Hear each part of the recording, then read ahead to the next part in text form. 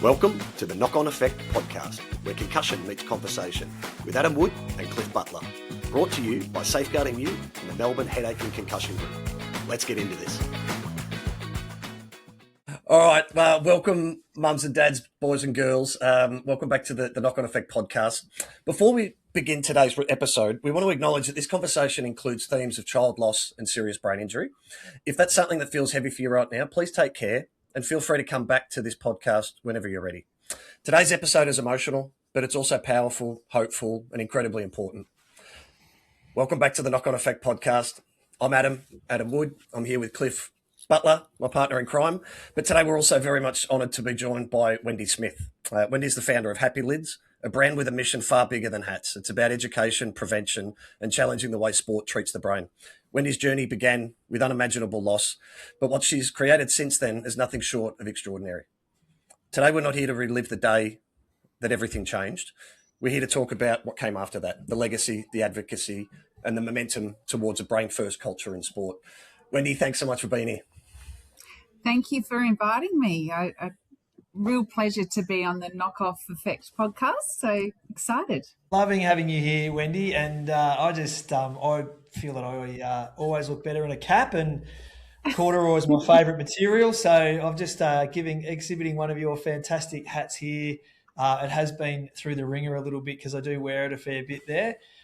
This is the lovely corduroy Happy Lids hat you can buy online, but you've got the corduroy bucket there. You've got the running fractal cap. Can you show us through a few? There you go. Look at that. That's got Adelaide Oval Hill vibes there, I think. Absolutely. So, again, I just want to reiterate what Adam's got to say. It's an absolute pleasure to have you here. I've heard you speak. We met first at the Concussion Legacy Foundation luncheon, and you're obviously on the advisory board there as well. Yes. So you're working really hard in that space.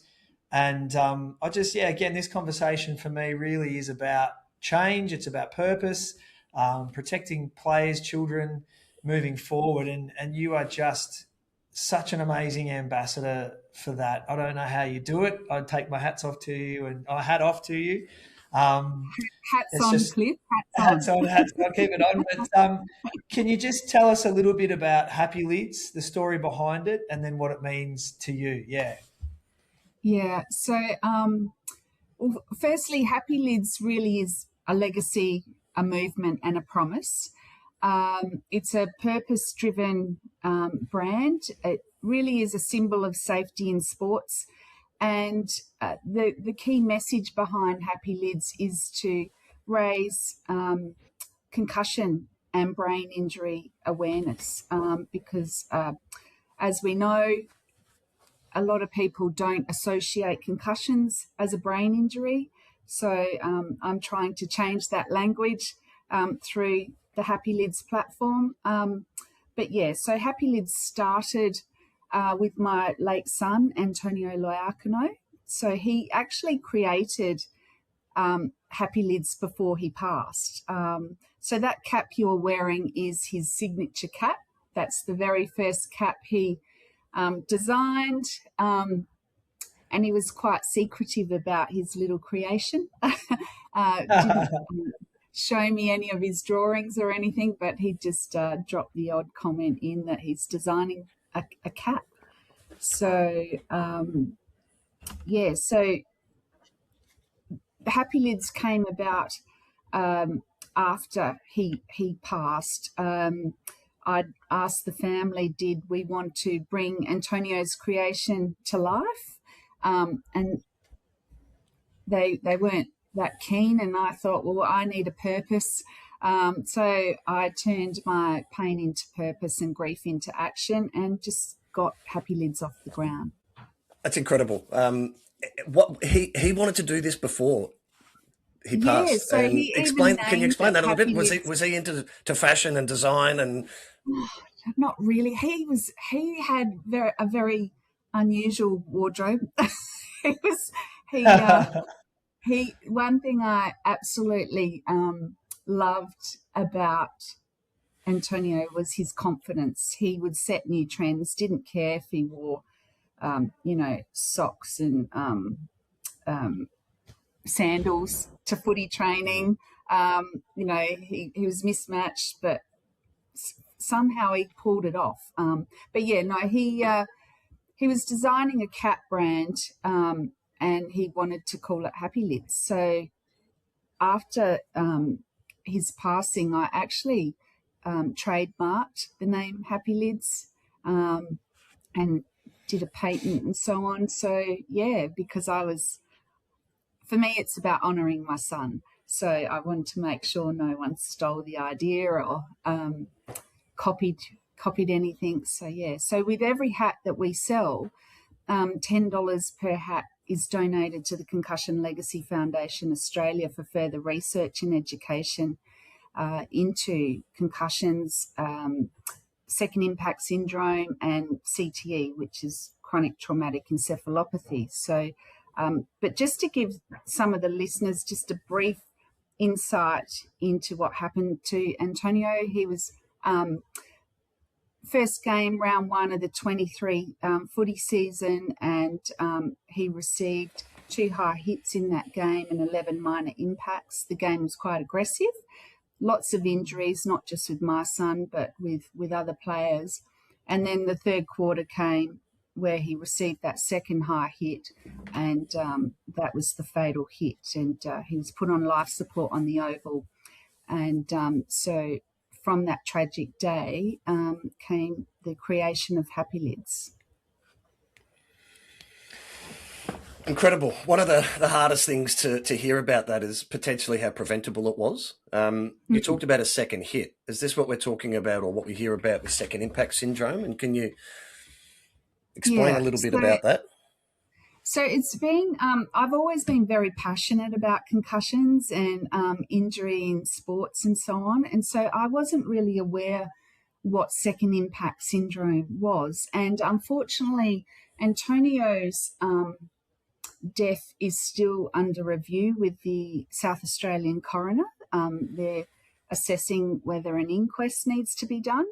But with second impact syndrome, I just feel in my heart, because I did so much research. So once he passed, I just turned into this crazy woman that researched and wouldn't get to sleep till 3, 4 in the morning, just discovering all these conditions that come with brain injuries and injuries in sport. So for those that aren't aware of second impact syndrome, it's where you get a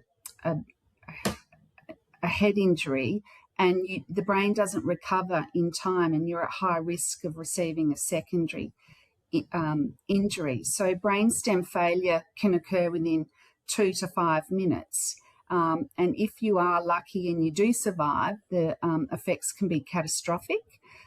So I really feel in my heart that's what happened to Antonio, but again, it's still under review. The provisional cause of death is head injury. And so when I look at that footage of the game and I see the multiple impacts he received, because people need to be aware that a concussion doesn't always mean, you've hit your head. It could be a sudden shake of the body, a fierce tackle. So he received multiple minor impacts. But the first high impact was a malicious hit under his chin where he fell, and he should have been taken off. And so that second high hit, he was going in for the ball, and 2 opposition players, he was being tagged. One pushed him, above the shoulder into the other, and his head clipped the other kid's hip. But when you look at the footage, not only did his head hit the hip, his head bounced on the ground. He was unconscious before he hit the ground, and you just see his head, bounce. And so he probably would have had multiple hits to his head when he landed on the ground.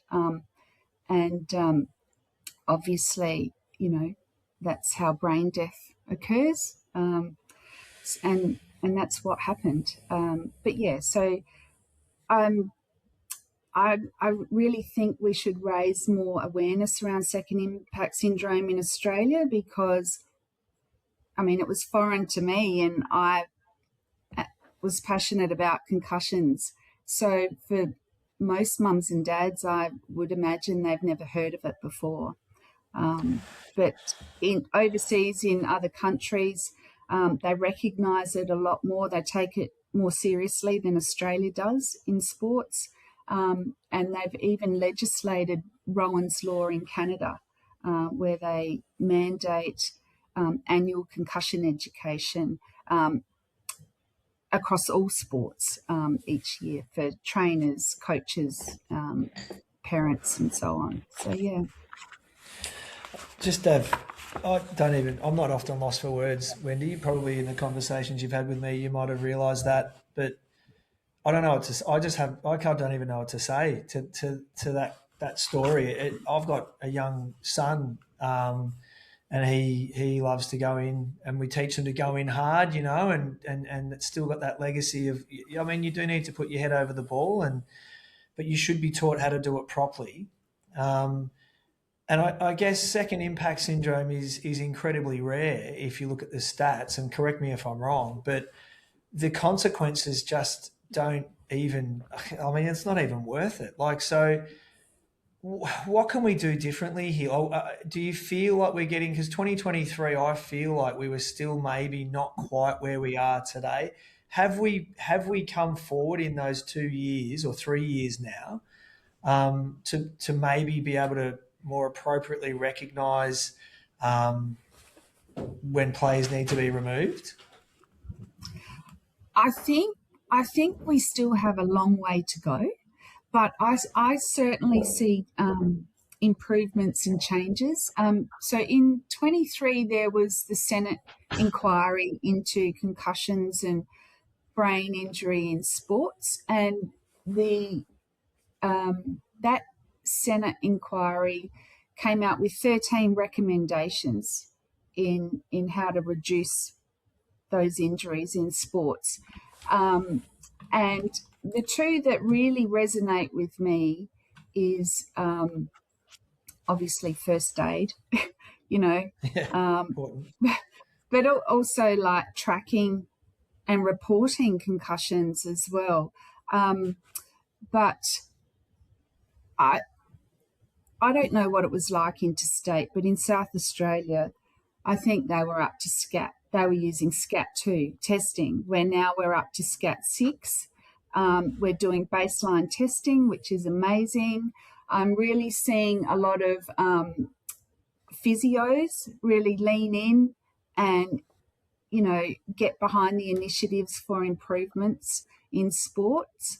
I know now that we have a 21-day return to play protocol, but even still, that varies as well. I notice in ice hockey in WA it's 21 days, but in New South Wales I think it's only 14.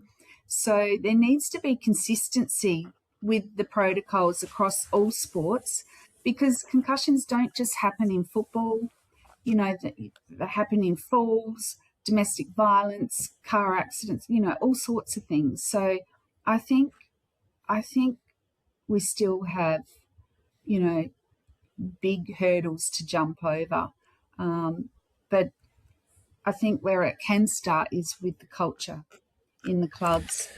What you said there, I've got so many questions. I feel like putting my head up. But one of the things I wanted to touch on, and congratulations for becoming just so knowledgeable and a crusader in this space. And again, I have just so much admiration for you. The fact that you sat up till 3 a.m. is one thing. The fact that you've just taken on the legacy of a hat brand and you're pushing that out there is phenomenal. And I know you probably got a full-time job as well. So it's just unbelievable. But the one thing that I kind of say, the inconsistency, like as far as I'm aware, we are all under the Australian Sports Commission Charter, right? So other than AFL and NRL, which are under play by their own rules, every other sport is under the ASC, Australian Sports Commission Charter, and they follow the rules written by, Dave Hughes, OAM, 21-day stand down with a 14-day minimum symptom-free period is part of that 21 days. And that's a minimum, by the way. It's not 21 and you go back. That's minimum, got to be symptom-free for 14 days. So there shouldn't be any variance in what we're doing from New South Wales to Queensland to Victoria, because it's the Australian Sports Commission. And we had Eddie Farrer on here the other day, and he was talking about that the systems are in place, but it's that the people interpreting them or delivering them become the weak point. Is that something that you would agree with that? Like, is it, we've got the processes there, haven't we? Yeah. So I'll give you an example. So two things. So I'm also an artist outside of what I do, and I paint with a lot of clinicians. And there's a couple of GPs that have actually said to me, I don't actually want to diagnose a concussion in case I get it wrong. I'll send them to a sports doctor. And that, as soon as I hear that, as much as I'm disappointed, it flags to me that they're so worried about risk, But my own GP, he said to me the other month, he said, I had one of my mates come in because he was concerned his daughter got a concussion at, I think, footy, or I think I'm pretty sure it was footy or rugby or something. And he said, well, did you go get her checked, and then she can't play until she's cleared, and did they do the SCAT tests and blah, blah, blah. And he said, what's a SCAT test? So my doctor printed it off the internet and gave it to his mate and said, you need to go back to your club and say, this is our Bible. We need to use this all the time. So that, I was completely floored, because I was under the impression that you are, Cliff, where it's just a mandated rule now. That's what you do. But I think interpretation is... Well, and now you're talking my language, guys. As you're saying this, it's sort of what jumps out to me. You've mentioned risk management. You've talked about protocols, Cliff. The failure is in governance. I mean, you're 100% right, Cliff, that AIS, ASC guidelines are one thing. They're national guidelines. So the fact that two SSOs could be operating differently whilst they come under the charter of the NSO is strange. And that's the challenge, right? It's education and awareness. It's accessibility to sideline assessments. It's incident reporting. It's being aware and having, professional clinicians that we can refer players to for diagnosis. But all of that comes under, in my eyes, governance. And if people aren't responsible and accountable for following processes, we're all too busy. Volunteerism is a challenge for everybody. And so how do you ask and how do you expect high expectations when so many clubs are struggling with volunteers, practices, knowledge base, committees come and go? This is the real challenge that we find, right? Is that the knowledge base erodes as soon as you might have a really strong committee at a club that want to take actions positively and proactively on all of this. Well, their time will come and go again. And then who comes on the board? Succession planning and building systems in place. Like, we don't see enough of that. And obviously it's the world I live in, and we are seeing change, but unfortunately it's all too slow. So, Adam, one thing I've noticed in SA, which I love bragging about this, is the South Australian Sports Medical Association. So SASMA over here is the CEO, Danielle Grant-Cross, is amazing. She's created this Sports Tick program. And so SASMA go out to all the clubs and they educate the clubs, not just on the concussion management side of things, but the medical governance that you should have with a club. Make sure your defibrillators checked regularly. Make sure your first aid certificates are up to date, because they last for 3 years, but your CPR runs out every 12 months. And I guarantee most clubs wouldn't be aware of that. And so they just think, oh, well, our certificates are active. We've got 2 more years left. So they go out and they cover the whole gamut of governance. And I just think that's what we need Australia-wide. I'd love to know more about that. If you could share that with me, I'd love to look into it a bit more and see. I mean, Sure. it sounds incredible. Yeah. I'm sure that I believe WA have also got some programs with some different providers around trying to build that education. But I'd love to know a little bit more about that for sure. Sure, I'll send that to you. I was going to Thanks. stop you halfway through that, Wendy, because we will not fit Adam's head inside that box that he's in at the moment. This is absolutely Adam's jammy jam. He's up at night dreaming about this stuff. He is the governance guru. Adam Wood. It should have that. That should be CEO of Safeguarding You. It should just be governance guru underneath there. This is exactly what we're trying to achieve with Safeguarding You, is consistent reporting across not just 2026, 2027, 2028, across years, that it's clubs are compliant. Doesn't matter who the president is or who the safety officer is, that you've got that kind of consistent reporting feature there. So this is right up Adam's wheelhouse, and I'm no doubt he'll bow you up. Well, and it is, but also this podcast, mate, because we three can see the problems and we three can see the solutions. It's how do we scale those solutions to mass effect as quickly as possible. That's the challenge, because from a governance, risk and compliance, it's easy. It is easy once you know what to do. Once you've got what do we talk about a lot with safeguarding is the institutional memory, right?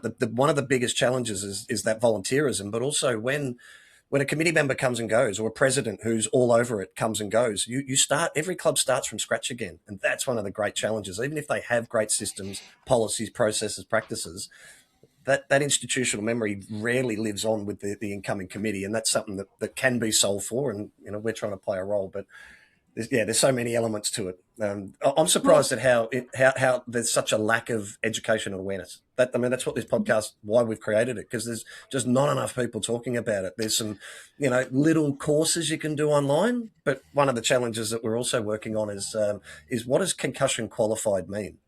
Where is the national standard for what does make a GP, a physio, or an osteo? Where is that level of comfort that they are qualified, and what does qualified mean? So that's one of the other challenges that we're trying to solve for. Yeah, I also sit on a committee with Dementia Australia. I'm part of the 2-year campaign initiative where they've been funded. There's 2 elements for the campaign. One is based on CTE, and the second element is around youth and community sports. And I'm obviously, my flag I want to fly is around youth and community sports, because like you said, we have to rely on volunteers.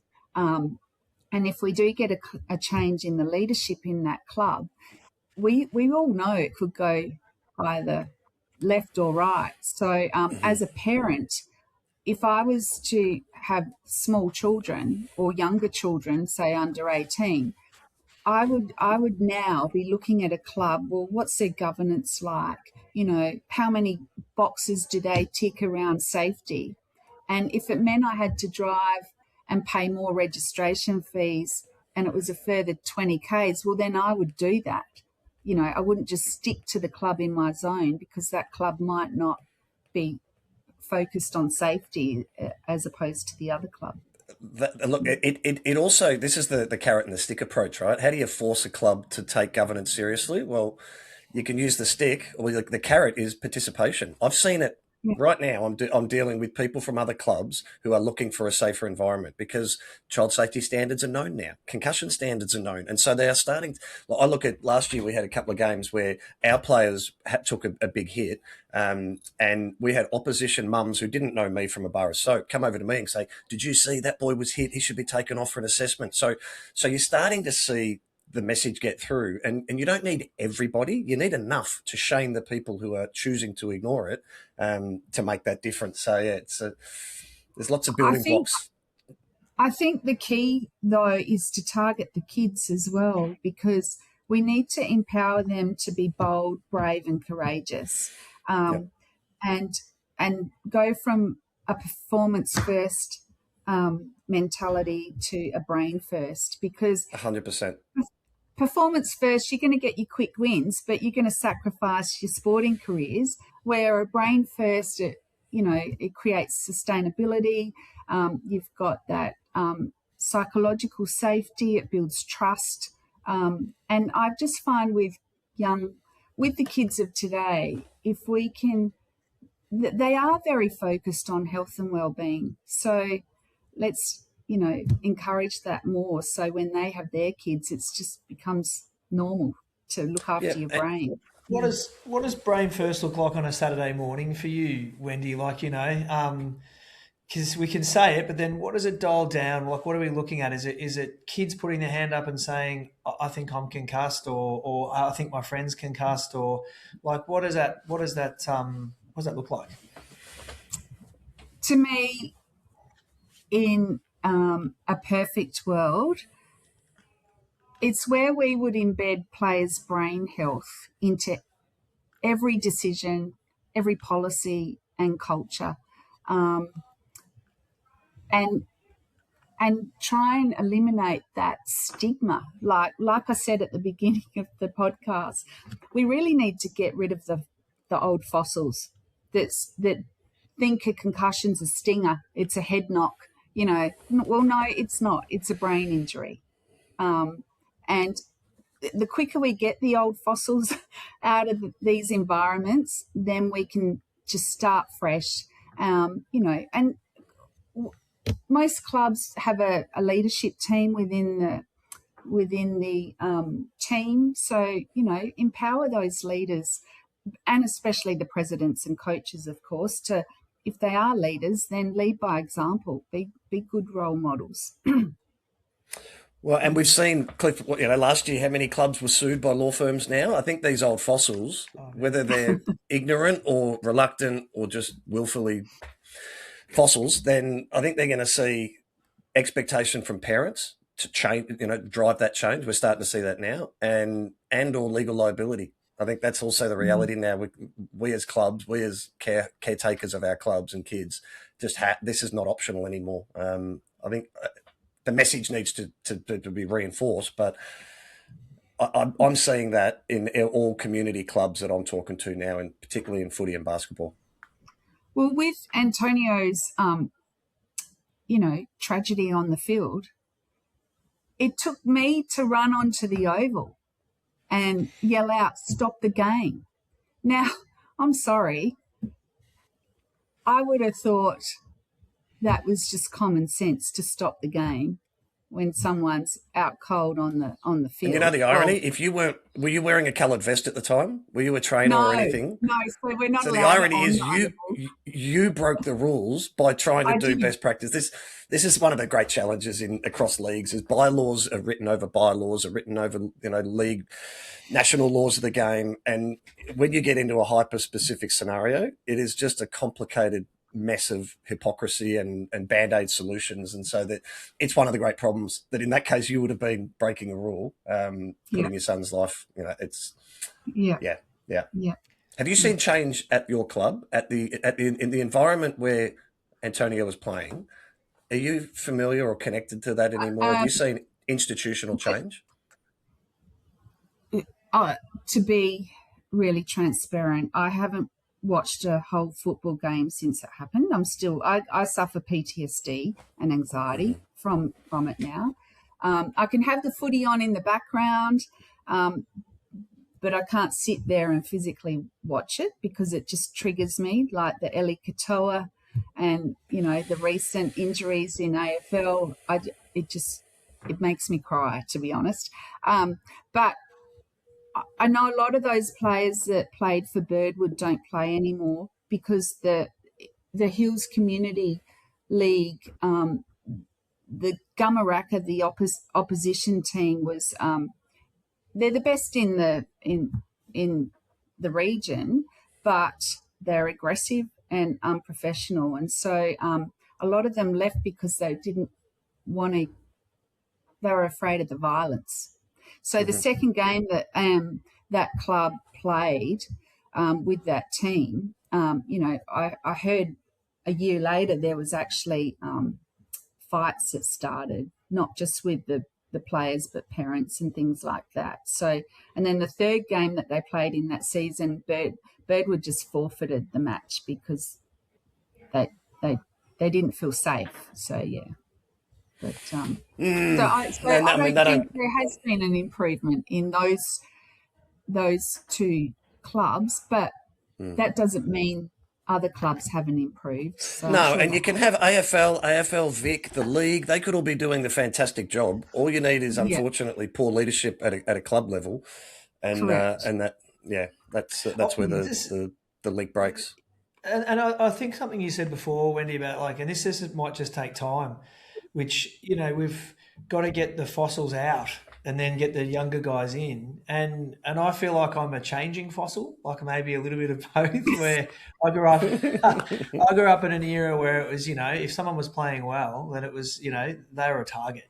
And that sounds like what Antonio may have been, that they could become a target for increased physicality. And that was an era that I definitely played in. And so, my default mechanism is, go in hard and tackle hard and do these things. But you're starting to see now that the parents changing a tackle for stopping the ball. Not when I was playing football, a tackle was a weapon.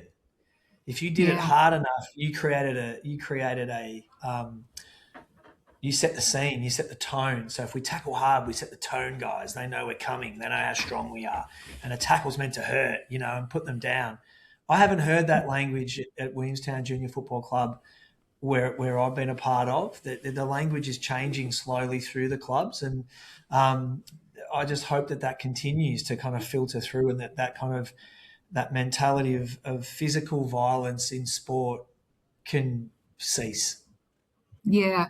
Well, my cousin's son, he's 16 now. He wears a helmet, and I've said to my family, helmets just protect wounds. They don't stop you from getting a concussion.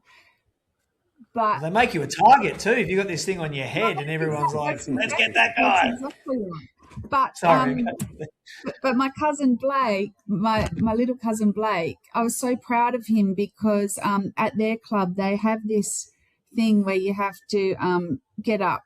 Each team member gets a turn, but you have to get up and talk about a challenge, something that they found amazing that gave them growth. And I forget the third thing, but Blake got up and he said, "Look, I wanted to explain why I wear this helmet. It's not to protect my head. It's in honour of my cousin Antonio that died on the footy field." And he actually said, we need to, take care of each other on the field and be brave and just, let people know when they're injured and things like that. So I was really proud of him doing that because that takes a lot of courage. So it does. That's so cool. And just to double back over a couple of things, because I've thought this twice when you've been speaking, Wendy, is around and connecting it back to our baseline testing, because we talk about bringing your players in and having support of your teammates.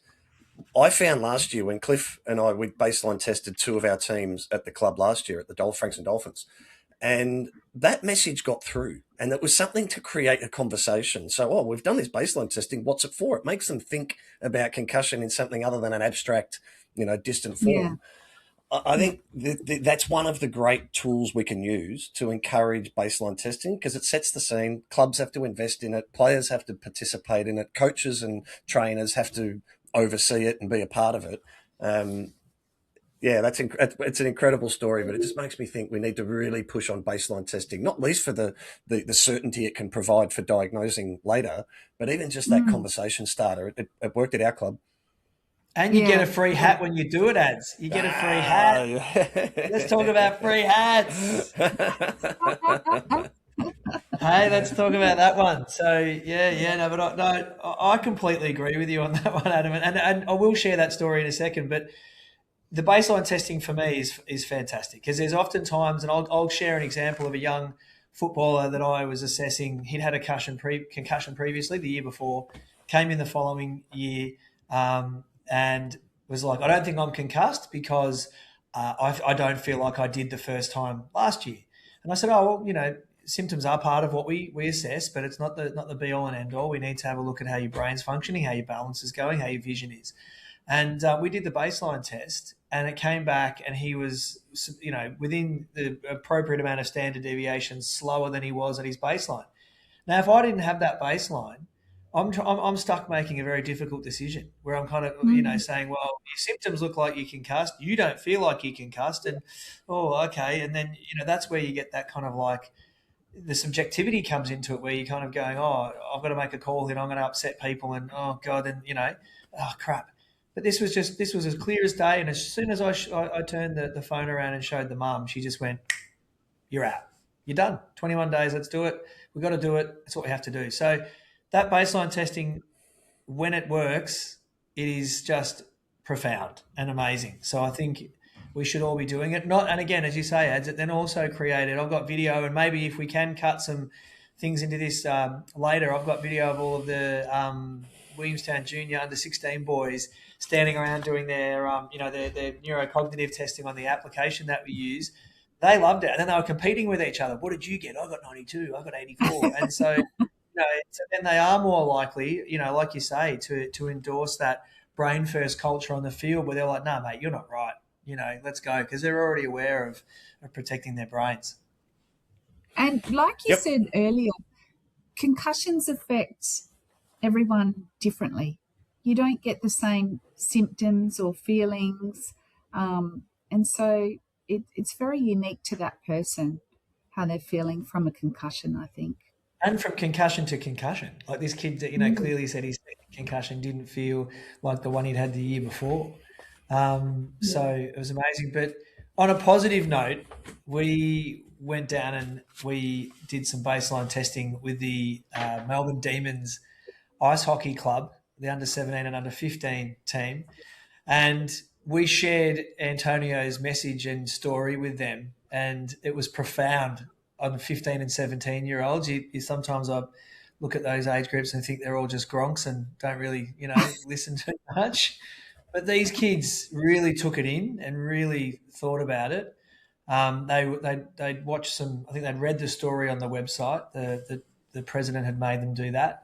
We then baseline tested them using our app, and then they each got, courtesy of yourself and myself, they each got a Happy Lids hat, the running fractal hat, and they all wore them while they were doing their baseline testing, which was amazing. They thought it was absolutely fantastic, and I just felt so it was a little bit emotional, really, where what a fantastic way to bring Antonio's kind of legacy to the fore, I felt, with doing something like that. Oh, no, and that's the key, Cliff. The hats aren't, for me, they're not just about raising funds for research and education. They're actually wearing the message. You could be wearing the cap at a barbecue or watching a footy game, and someone might comment, and it gives you the opportunity to say that, this cap is meaningful because, so yeah, I think it's, for me, it's very heartwarming to know that Antonio has a legacy, and through Happy Lids, we're creating change for safer sports. 100%. So well 100%. said. So well said. Love it. Yep. There's not to move swiftly on from that, because it is just every time you speak about Antonio, it's unbelievable. And he was quite a handsome rooster, by the way, Wendy, when I saw the photos on Happy Lids. But both my sons are little Fabios. We're half Italian, so yeah. I always said to Antonio, I named you that because it was a good chick pulling name, and so that was the right choice. Yeah, I think he could have said his name was bloody Hans, and it wouldn't matter. He was he's quite a good looking lad. But I think I'd love to. You mentioned Rowan's Law in Canada, and just wanted to kind of. We've gone on from the baseline testing, but just wanted to kind of hear more about what they do there and maybe what we can be doing here in Australia. If you've got any information about that, yeah. So if we go back to sitting up till 3-4 in the morning, I one night I decided I'd write a proposal, and I I bailed up our Human Services Minister in South Australia because she lost her son from a king hit 17 years ago, and her family headed up the Sammy D Foundation. I don't know if you're aware of that foundation, but I probably targeted her because we're both mums, both lost our sons through head injury. And she put me on to this, the sports and health minister here. And I literally wrote a mock-up proposed bill for South Australia to change legislation. And I called it Antonio's Law because I thought, why can't we have an Antonio's Law in Australia? But I thought the challenge to try and fight for that on a national level would be far greater than trying to fight for it on a state level. So the health minister wrote back supporting the idea, and he then wrote a letter to the federal health minister. And then that eventually got to the federal sports minister. And I must say I was quite disappointed because she came back with, well, why don't you fund the pilot in South Australia, and we'd be interested in your feedback. You could give that feedback to the Australian Institute of Sport. And I was so deflated because I thought, I'm a grieving mum. One, I don't have the funds to fund a pilot for the state. I'm not. And if you go back to the Senate inquiry, it actually suggests we need to stop putting so much pressure on volunteers and have some sort of governance for some of these recommendations that we want to implement, because none of those recommendations have been mandated. They're just suggestions, for state and sporting organisations. So where I want to lobby is, why can't we have a law in Australia that mandates concussion education like we do in Canada? And I think there's also a law in the UK because Ben Robinson, 16-year-old rugby player, died on field. Pretty much exactly the same story like Antonio.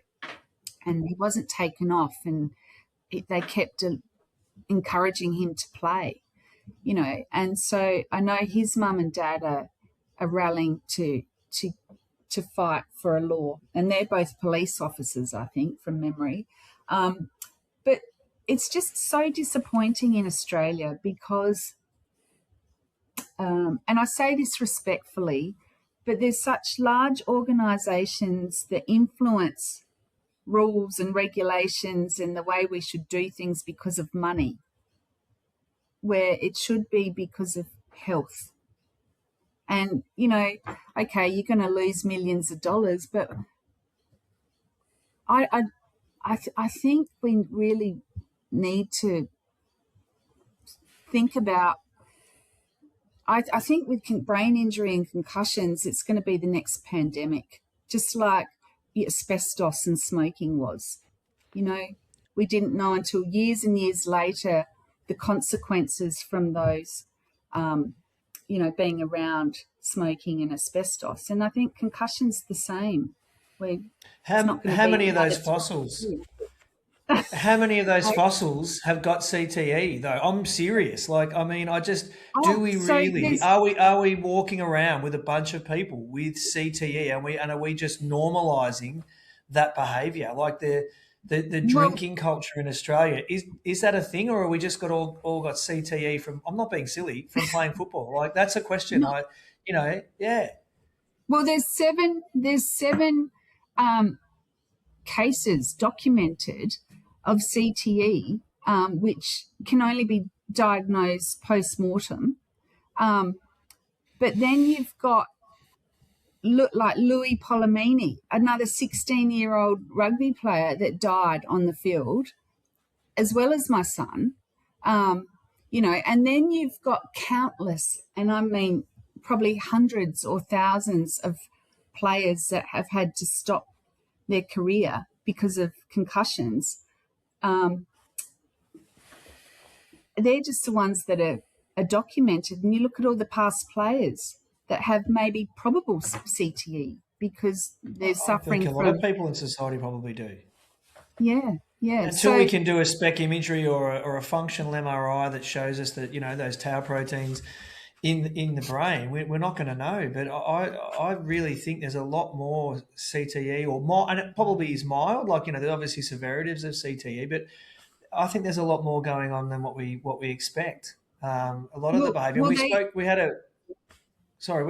the bobsledder on 2 episodes ago in Will, and he was talking about how the military guys, how a lot of the incidents over there, they put it down to mental health. They put it's not mental health, it's CTE. Yes, CTE is a brain problem, but it's not depression or anxiety or for their own sake. It's usually those symptoms are brought on because the person's suffering CTE. Yeah. Well, they've associated Alzheimer's and dementia to brain injury. So yeah, it's all part really of the family. And Wendy, one of the challenges that, and I'm gutted that was your experience, but to be honest, that doesn't surprise me, that the state kicking it to federal saying, well, go back to do it yourself. Just an interesting line between that is the child safety laws, right? So up until 2022 in Victoria, we had 10 national principles for what a child safe organisation looked like. And then each state had their own interpretation, and then Victoria legislated the 11 child safe standards that are currently in force here, which turns it from guidelines, protocols, best practices into the law. And so it's legislated and regulated. Queensland's done something similar recently. Other states are likely to take suit. But even as something as so broad as child safety, and if you think about childcare centres and all of the horrific stories that have come up recently, and we can't even get national consistency on a child safety standards, the political will, sadly, commercial realities come into it, differing views of governance, regulation, oversight. It's where, yes, that's a conversation that needs to be had, and there still needs to be work done to advocate for that, because I couldn't agree more with you. But then what can we do in the meantime to get to that point? That's sort of, we understand the challenges and once again, what this podcast is for, what we're working on at Safeguarding You, what we're all individually doing to try and make that change. And yeah, it's disappointing. We can't have better outcomes quicker, but zoom out a little bit, things are starting to change, I guess. Yeah. I think the issue that I have with this, and probably we're heading towards a close here, though, is the game's getting faster. The grounds are harder because we're getting, I don't know about what it's like in South Australia, but a lot of the councils here have spent a lot of money on ground restoration, and they're looking fantastic at the moment. We haven't had a lot of rain, so they're quite firm, and we're not allowed to train on them. If it does rain during the week, I don't know about it's like in Frankston, but over here in the west of Melbourne, if it rains really heavily, no training because I don't want the grounds getting destroyed. So the grounds are in primo nick. Like when I was a kid, you used to run around in a mud pit. There's not a skerrick of mud on most grounds in Melbourne at the moment, right? So the grounds are hard. The kids are moving fast. A lot of them are doing strength and conditioning training thanks to TikTok and in social media. They're all in the gym at, 13, 14, 15. We're doing, coaches there's greater availability to coaching material. So the game's getting faster. Kids are running faster. They're stronger. Grounds are harder. We are seeing, in my opinion, we're seeing more concussions probably than we've seen in the past. And what I think we're asking for on this podcast, and especially on this conversation, is that we recognise a concussion when we see one. We always say here, Ads and I always say, we love sport, we don't want to change it. But that we recognise concussions, we remove players when we suspect a concussion. If in doubt, sit them out. It's not hard. You don't have to make a right or wrong choice. We don't ask parents to diagnose an ACL on the field or a broken bone on the field. We just ask them to remove the child and place them somewhere safe so that we can let the professionals deal with it. So I think that's all that we're asking for, is that that we look after players, that we have policies in place, that we follow those policies, that there's education for clubs, parents, everyone, that they're educated from your president all the way down to your mum or your dad to your sports trainers, and that we start to enact these policies with brain health at the forefront of our minds. Definitely. Yep. Well said, mate. Well said. And I guess with that, Wendy, we've loved having you on the pod. We'd love to have you back. I think this is an ongoing conversation. I mean, we've barely scratched the surface, but probably enough for people to get their heads around what we're doing, what your story is, Antonio's story. This has been such an important message for us. Any last words? Any shout outs, links, socials? Where should people find you? Where can people find Happy Lids? At our website, which is happylids.com.au, and on Insta at happy_lids. So you could, and feel free to purchase a hat if you want to, because like I said, $10 from each hat is donated to the Concussion Legacy Foundation Australia for further research and education. And since Happy Lids has been created, we have raised quite a lot of money that has gone towards some education programs in Victoria for the foundation, but also there's a support hotline. So if you just want to reach out and talk to someone about concussions or anything, or you just generally need support, so I think we're going to continue to raise money because further research needs to be done in this space. I think it's really under-researched. We need to keep flying that flag as well. But one message I want to leave everyone with, so apart from putting concussion on the national agenda, which I think is it's becoming more spoken about now than, say, a few years ago. But I just want people to understand that concussion, it's not a head bump, a head knock, a stinger. It's a brain injury. And we need to start normalising concussions just like we normalise ACLs and hamstring injuries. It's just not be afraid to talk about it and normalise it. And that's it. Couldn't agree more. Couldn't agree more. And also the grey corduroy bucket hat is an absolute cracker for $50 on your website. The millennials need to flock to that. I know my son would absolutely love to wear that without a shirt on. It would be brilliant. So, the other thing I reckon, sorry, just on that, and have you done this, Wendy, already? I think about clubs. Our club, we had fundraisers at 3 or 4 of them. We do an MND round.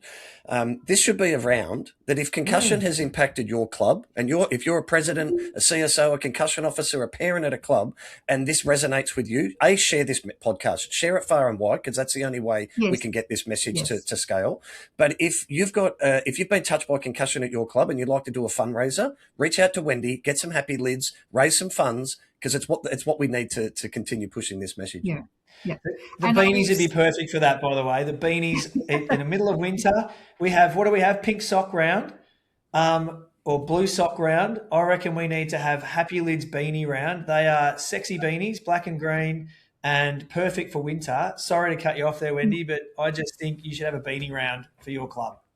Well, we're working towards a fundraiser in SA round 17 with one of our state clubs here, and we'll be shouting out the Happy Lids because it's a memorial round. So we want to recognise players that have lost their lives through concussions, but also mental health because, like we spoke about, lots of mental health issues arise from concussions. So yeah. Yep. So, thanks for the plug. Thank you very much, Wendy. No, I really appreciate you being here. Cliff, if you've got anything else to add, mate? I'm just going to have to treat in this hat all day because my hair is going to be terrible underneath. That's all I'm saying. I'll be working. All my patients are going to see me in a hat all day. Sorry, guys. Yeah. All right, brilliant. Well, ladies and gentlemen, thank you. This has been another episode of The Knock On Effect. Follow us on all socials. You'll find us on YouTube, Spotify and Apple, and on all the socials. So thanks again, Wendy. It's been awesome. We'll see you again real soon. No worries. Thanks. See you guys.